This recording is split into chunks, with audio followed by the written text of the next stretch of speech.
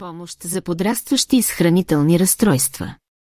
Хранителните разстройства са сериозен проблем, който може да засегне всеки подрастващ.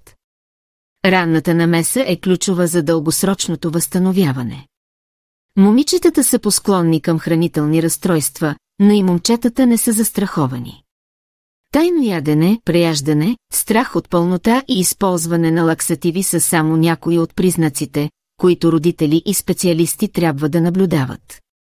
Страхът от определени храни може да е сигнал за анорексия или булимия. Избягването на храни с високо съдържание на мазнини може да бъде начин за контрол на тревожността при деца с хранителни разстройства. Хранителните разстройства изискват цялостно лечение от мултидисциплинарен екип.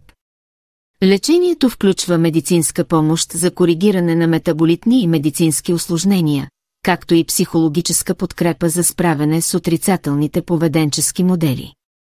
Семейството е важна част от лечебния процес.